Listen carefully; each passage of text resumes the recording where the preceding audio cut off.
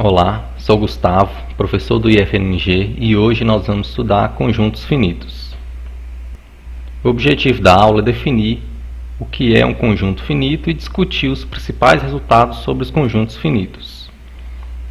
No que segue, dado n um número natural, usaremos a notação IN como sendo o conjunto formado pelos números naturais P, onde P é maior ou igual que 1 e menor ou igual que n. Por exemplo, o que seria o I5?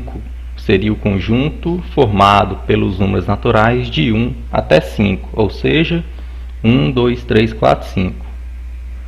Do mesmo modo, o I10 seria o conjunto formado pelos elementos 1, 2, 3, 4, 5 até o 10.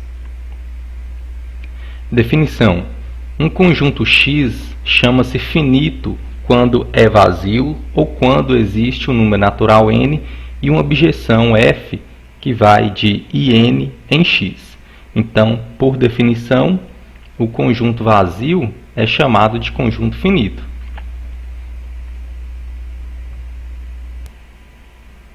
E no caso, nós dizemos que ele possui 0 elementos.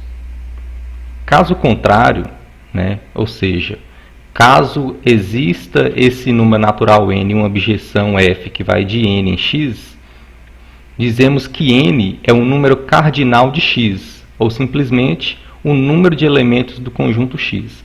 Aqui vale destacar a diferença entre a caracterização do conjunto dos números naturais proposta por Peano, onde naquela ocasião os números naturais eles possuem uma essência de número ordinal.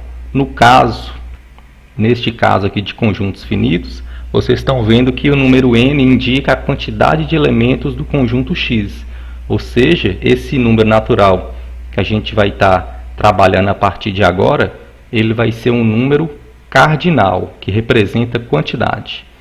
Então, nesse caso ainda aqui no item B, essa objeção f que vai de n em x, então o f de 1 a gente vai chamar de x1, o f de 2 nós vamos chamar de x2, até o f de n que a gente vai chamar de xn. Então, desta forma, o conjunto x pode ser escrito como x1, x2, x3 até o xn. A objeção f chama-se uma contagem dos elementos de x, ou seja, ela ensina como contar os elementos do conjunto finito x. Lema 1. Se existe uma objeção f de x em y, onde A pertence a x e B pertence a y, então existe também uma objeção g de x em y, tal que o g de A é igual a B. Então, vocês estão vendo que, a princípio, A é um elemento em x, B é um elemento em y, não sei qual é o f de A, também não sei qual é o elemento de x, que o f dele é o B, que está em y, mas o lema garante que existe uma objeção que associa o A no B. Prova. Como eu não sei qual é o f de A, eu vou chamar de B'. Então, A está aqui, B' está aqui, de forma que o f de A é o B'. E como o f é bijetiva e B é um elemento em Y, então existe um elemento A' em X, de forma que o f de A' é igual a B. Então, vocês estão vendo que essa função f associa o A no B' e associa o A' no B. Para definir a função f, para definir essa função g de x em y, tal que o g de A é igual a B, basta inverter essas imagens, e conservar o que é a função f. Ou seja, basta definir uma função g de x em y, onde o g de a princípio, o f de A era o B', aí você vai definir o g de A igual a B. Do mesmo modo, o f de A' era o B, então você define o g de A' igual a B'. Então, o que essa função g está fazendo é só trocar esses f's aqui e conservar o que estava acontecendo no restante do conjunto x. Com isso, essa função g é a objeção que o lema 1 garante a existência. Esse primeiro teorema ele é importante, pois nós vamos demonstrar uma série de propriedades a respeito dos conjuntos finitos utilizando este resultado. Então, o teorema 1. Se A é um subconjunto próprio de N, então não pode existir uma objeção F de A em IN. Prova. O que a gente vai fazer aqui é supor que o resultado seja falso.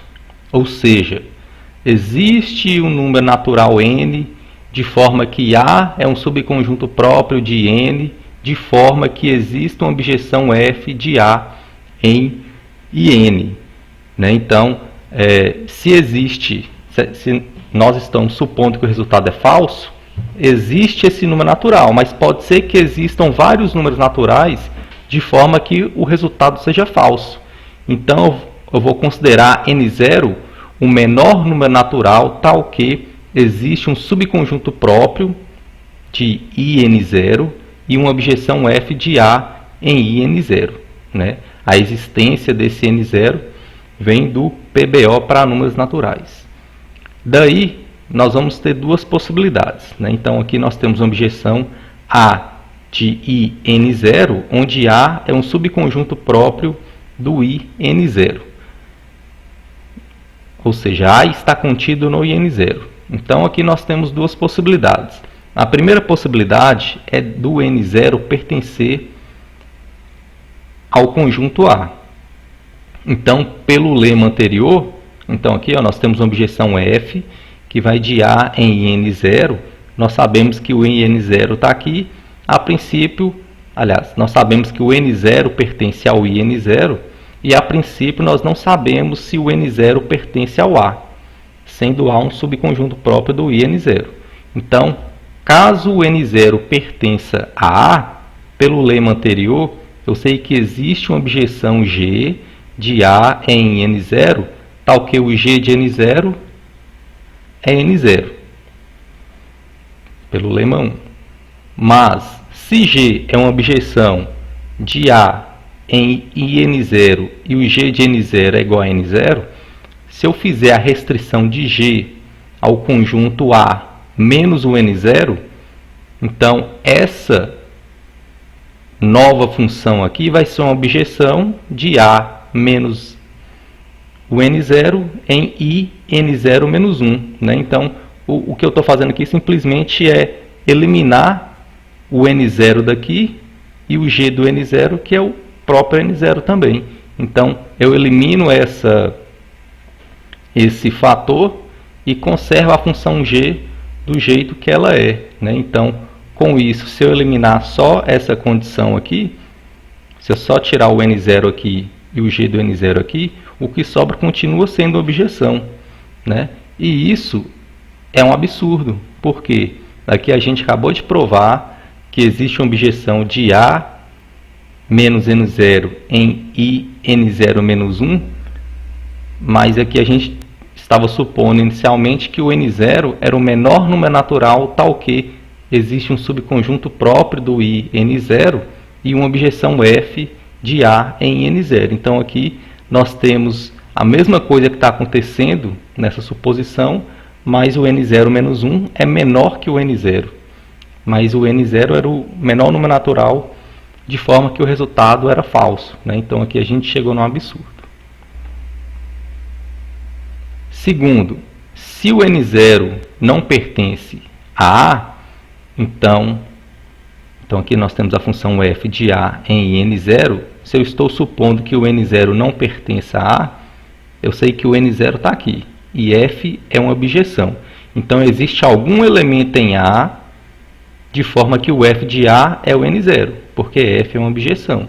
Então aqui a ideia é semelhante à utilizada anterior. Agora eu vou fazer a restrição de F ao conjunto A menos o Azinho. Então vou fazer praticamente aqui a mesma coisa. A única diferença é que nesse caso eu não sei quem é esse A, eu sei que é um elemento no conjunto A.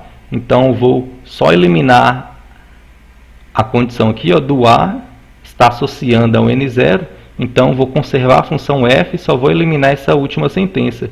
Então a função resultante também é uma objeção de a menos o elemento azinho em i n0 menos 1, que também resulta em um absurdo, porque o n0 menos 1 é menor do que o n0 e o n0 era o menor número natural, tal que isso aqui acontece, né? Então, vocês estão vendo que o 1 e o 2 nós chegamos em um absurdo, ou seja, nós não podemos supor que o resultado é falso, ou seja, ele só pode ser verdadeiro. Agora vamos falar de dois corolários importantes. Corolário 1. O número de elementos de um conjunto finito é único. Quando eu estou querendo dizer que o número de elementos de um conjunto finito é único, o que a gente vai fazer é o seguinte: considerar x um conjunto finito qualquer e vamos mostrar que se f de im em x e g de n em x são objeções, então m tem que ser igual a n, né? Porque, pela definição, esse m e esse n aqui, caso exista essa objeção, é justamente o número de elementos do conjunto, no caso aqui o conjunto x, né? Então, vocês estão vendo que o que a gente está considerando é que se x possui m elementos e x possui n elementos, então m só pode ser igual ao n. Caso, né, então que se o m fosse menor que o n, então o im está contido no in e é diferente. Por exemplo, 5 é menor do que 10. E nós sabemos que o i5 está contido no i10 e é diferente, né? Então, se a gente supor que m é diferente do n, então o im está contido e é diferente do in. E o que a gente vai fazer aqui é considerar essa composição. Então, primeiro nós vamos aplicar o f. O f vai de im em x e depois a inversa do g, que vai de x em n. Então, essa composição aqui resulta em uma objeção de im em in, né? Isso aqui é uma objeção porque f e g são objeções, o que contradiz o teorema anterior. Ou seja, existe uma objeção entre um subconjunto próprio do in, né? E pelo teorema anterior, nós acabamos de provar que não existe. Chegamos em uma contradição. Então, m não pode ser menor do que m. Se a gente supor que n é menor do que m, pelo mesmo raciocínio nós também chegamos em um absurdo, portanto o m sempre tem que ser igual ao n. Corolário 2. Não pode existir uma objeção entre um conjunto finito e uma sua parte própria. O teorema anterior garante que não existe uma objeção entre um subconjunto próprio de in no in. Aqui é um pouco mais geral, né? Não pode existir uma objeção entre um conjunto finito e uma sua parte própria. Então vamos demonstrar o corolário 2. Então o que a gente vai fazer é considerar x um conjunto finito qualquer e y um subconjunto próprio dele. A gente vai provar por absurdo, né? Suponha que exista uma objeção entre y e x e nós vamos chegar em uma contradição. Mas antes disso, vamos desenvolver aqui essa condição, né? Então, seja x um conjunto finito e y um subconjunto próprio de x. Como x é finito, então existe um número natural m e existe uma objeção f de im em x. Considere a imagem inversa de y, né? Então, por hipótese aqui, y é um subconjunto próprio de x, então y está contido aqui, e a é a imagem inversa de y, né? Vale ressaltar aqui que esse conjunto A, que é a imagem inversa do y, é um subconjunto próprio de m, mas tem que ser diferente do im, né? Porque se fosse igual o im, teríamos que x é igual a y, né? E nós sabemos que x não é igual a y. Então A é um subconjunto próprio do IM. Com isso, nós vamos considerar a restrição de f a A, né? Então, f aqui, a princípio, era uma objeção de IM em x, e nós vamos agora considerar a restrição de f ao conjunto A, que é um subconjunto do IM. Então, essa restrição, considerando aqui de A em y, também é uma objeção. Se existisse uma objeção G de y em x, né, ou seja, se existisse uma objeção entre um conjunto finito e uma sua parte própria, a gente poderia construir essa nova objeção aqui. Então, o que eu estou fazendo? Primeiro, eu estou aplicando f restrita a A. Então, essa função aqui vai de A em y. Depois, vou aplicar g. A função g vai de y em x. E, por último, a inversa de f, que vai de x em m. Então, essa composição aqui vai de A em IM, onde A é uma parte própria do IM. Ou seja, né, caso existisse essa objeção aqui, isso aqui seria uma objeção, o que contradiz o teorema anterior, né, porque isso aqui é uma objeção entre um subconjunto próprio do IM no IM. Com isso, a gente prova o corolário 2. Lema 2. Se x é finito e A é um elemento em x, então o conjunto x menos A também é um conjunto finito. Então, nós vamos estar utilizando esse resultado na prova do próximo teorema. Então, vamos provar agora esse lema 2. Vocês estão vendo que, por hipótese, a gente já exclui a possibilidade do x ser o conjunto vazio, porque eu já estou considerando A um elemento em x. Então, o que a gente tem que provar é que, se x é finito e A é um elemento em x, então x menos A também é um conjunto finito. Então, como x é um conjunto finito, por definição, existe uma objeção f de IM em x.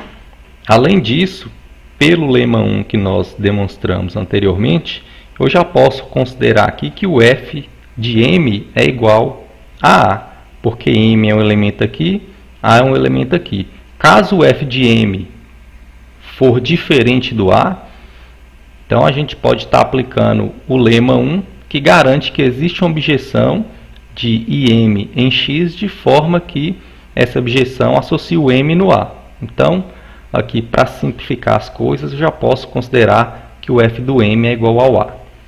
Se o m for igual a 1, ou seja, se aqui nós tivéssemos o I1, então significa que o x possui um elemento, no caso é o A considerado, e se eu pego o conjunto x e tiro, né, o único elemento que tinha, resulta no conjunto vazio, que por definição é o conjunto finito. Então, se m é igual a 1, esse conjunto vai ser o conjunto vazio, que é finito. Caso m é maior do que 1, agora eu vou considerar a restrição dessa objeção f, que a princípio aqui o domínio era o conjunto IM, agora eu vou considerar o domínio como o IM menos 1 e o contradomínio o x menos A. Então, vocês estão vendo que essa objeção, o f de m era igual a A, essa restrição vai fazer a mesma coisa que essa função f, mas só vai eliminar essa última condição aqui, né? Porque, igual eu disse, o f de m é igual a A, essa restrição vai eliminar esse fato e conservar tudo que a função f fazia. Deste modo, essa restrição é uma objeção, então vocês estão vendo que eu tenho uma objeção de IM menos 1 em x menos A, e pela definição de conjuntos finitos, isso significa que o conjunto x menos A é finito e possui m menos 1 elementos. Teorema 2. Todo subconjunto de um conjunto finito é finito. A gente vai fazer essa prova utilizando indução sobre a quantidade de elementos do conjunto finito. Então, o primeiro passo de indução é mostrar a validade para o primeiro caso, né? No caso aqui, se o conjunto X for o conjunto vazio, nós sabemos que ele é finito, né? Ou seja, ele é finito. E todo subconjunto dele só pode ser o conjunto vazio, que é finito, né? Então, se X é o conjunto vazio, possui 0 elementos, dá certo. Caso o conjunto X possua um elemento, né? Quais são os subconjuntos de um conjunto que tem um elemento? Ou é o conjunto vazio, que é finito, ou é o próprio conjunto que tem um elemento, que também é finito. Então, vocês estão vendo que o primeiro passo aqui da prova por indução é válido. Caso você considere aqui o X como vazio, né? Ou caso você considere um conjunto X com um elemento.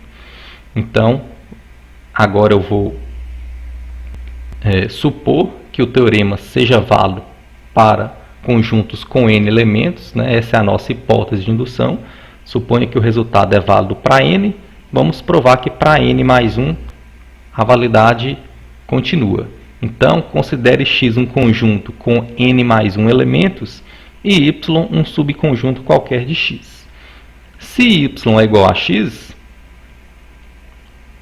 o resultado é válido, né? Porque, por hipótese, X é um conjunto finito. Então, y também é finito. Caso contrário, né? O que significa falar que y é diferente do x, sendo o y contido em x? Significa que existe um elemento em x, tal que esse elemento não pertence a y. Então, se esse elemento não pertence a y, então o conjunto y continua contido em x menos a. Mas, pelo lema 2, o conjunto x nesse item 3 aqui, nós estamos considerando com n mais 1 elementos. Pelo que a gente provou no lema 2, se ele tem n mais 1 elementos e eu tiro um elemento, esse conjunto continua sendo um conjunto finito e, pelo que a gente provou, ele vai possuir n elementos, né? Se x tinha n mais 1, se eu tiro a, fica n. Então, y é o subconjunto de um conjunto que possui n elementos. Então, pela nossa hipótese de indução, isso significa que y é finito, né? Então, o teorema 2 é válido. Corolário 3. Seja f uma função de x em y. Item A. Se y é finito e f é injetiva, então x é finito. Além disso, o número de elementos de x não excede o de y. Se x é finito e a função f é sobrejetiva, então o conjunto y também é finito e o seu número de elementos não excede o de x. Então vamos provar aqui o corolário 3. Item A.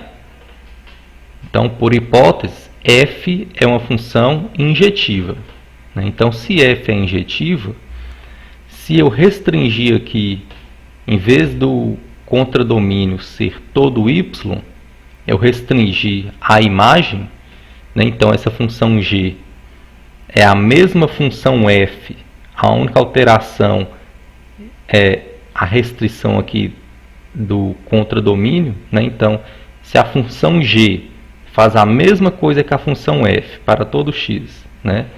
E aqui eu coloco a imagem da função f, a função g passa a ser uma objeção. Vocês estão vendo que a princípio, por hipótese, f era somente injetiva. Então, se eu faço essa alteração aqui, essa função g passa a ser uma bijeção, né?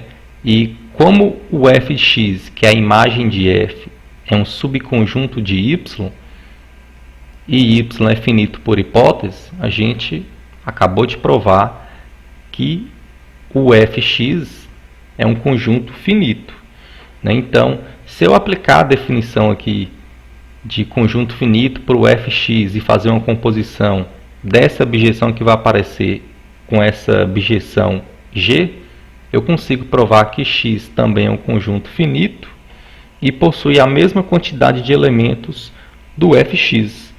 Então, se x possui a mesma quantidade de elementos do fx e o fx está contido em y, isso significa que a quantidade de elementos do f de x, que é a mesma de x, não excede a quantidade de elementos de y.